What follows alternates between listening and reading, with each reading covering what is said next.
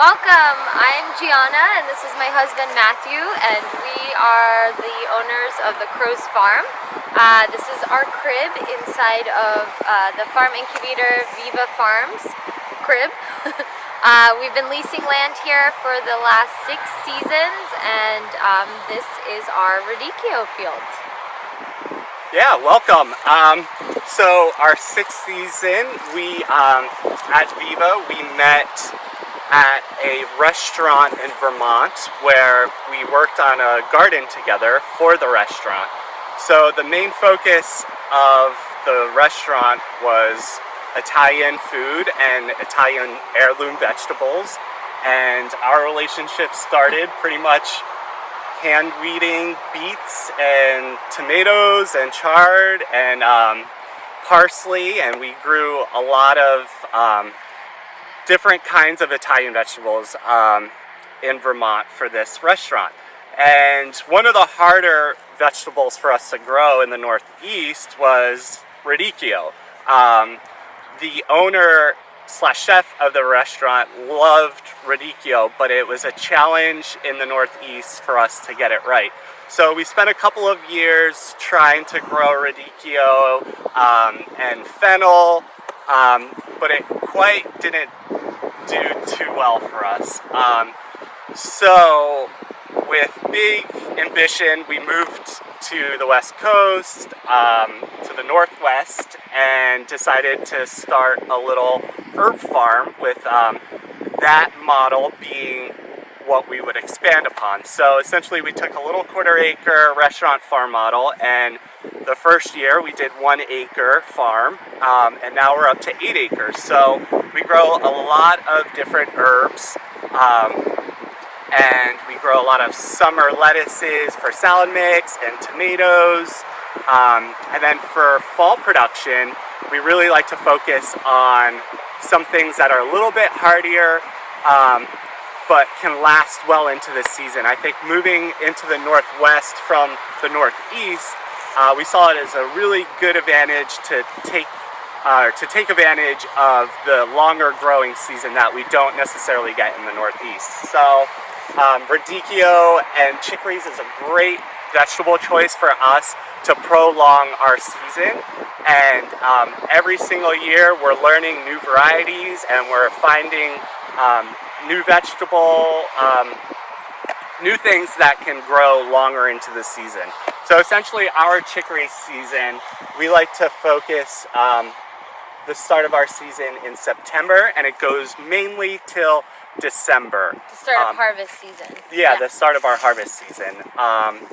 With a little bit going to restaurants in January and February, and we're expanding that as more varieties come online become available. And I think through a lot of our community with the Sagra and a lot of the seed companies have done a really good job around here of teaching us and showing us all these great new varieties that can be grown into some of the harder, darker months of farming. So it's a really special crop because not only is it beautiful and nutritious, but it serves a great little niche for the winter months where a lot of other produce is really hard to find, and especially for local people. So we're really trying to take advantage of our local environment, our local climate, and getting food to everybody. So I think a main part of why we grow radicchio is just, it's challenging. It's not a very straightforward vegetable to grow. There's a lot of variations. It takes a lot of, I think, farming finesse. A lot of things that we do is completely by hand. We don't machine harvest things. So literally when we go out to the fields, we Giana, do you want to show kind of our technique? So right now, you want to talk about this variety a little bit? Yeah, so this is a Treviso variety called Baldo. we got the seed from Osborne Seeds. And it looks like a football kind of Football shaped. And yeah, so when we go to harvest one, we're looking for something that's nice and dense, and like hard to the touch, for lack of a better word. This right here. So it's a little tricky. So like kind of we're like looking to find one. So this is a perfect one. So I love growing this because this is like just the harvest, pushing back the leaves, maybe shedding these layers, and I mean just look how beautiful that thing is. Yeah. Heavy, this one. So this variety we just started harvesting a couple of weeks ago. So they're all kind of coming on right now.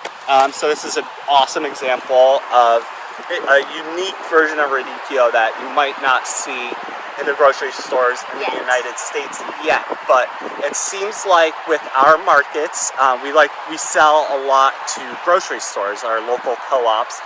They have become more and more interested every single year about bringing in more varieties, and different varieties, not just your traditional round Chioggia varieties. So we could go through and show you some of the other varieties that we have.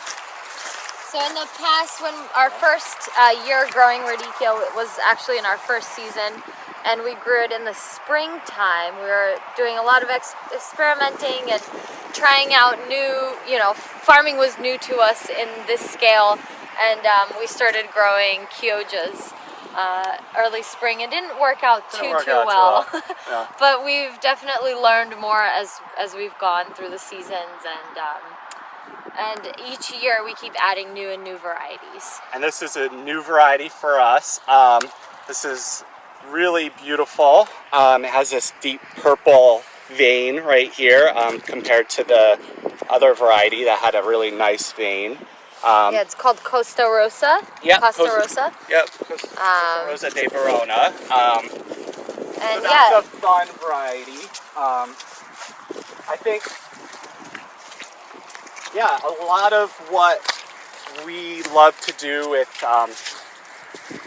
vegetables and growing has a lot to do with our background and our love for the Italian culture. My grandparents are from Italy, so Italian heritage is a big part of my life. And food for the Italians is the number one thing to bring families together. So for 10 years I've been a chef. So I've worked in restaurants and really love to come out, grow the food, and then also cook and serve it to people. This is my first year where I'm full-time farming and have not been working in a restaurant, so it's a little bit different. But a big part of what we do is connecting folks to a good food source.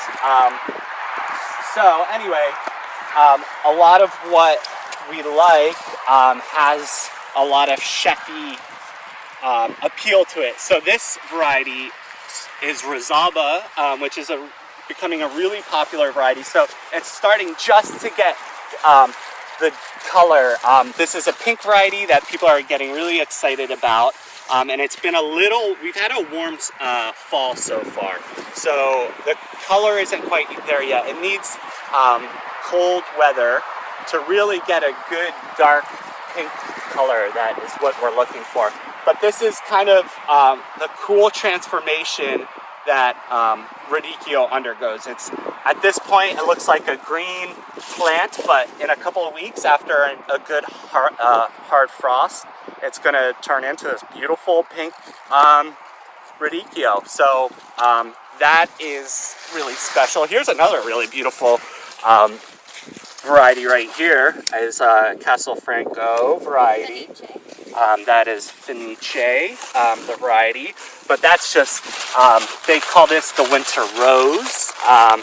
So the center of this will have this really beautiful white blanched heart to it, essentially, with these really gorgeous speckles.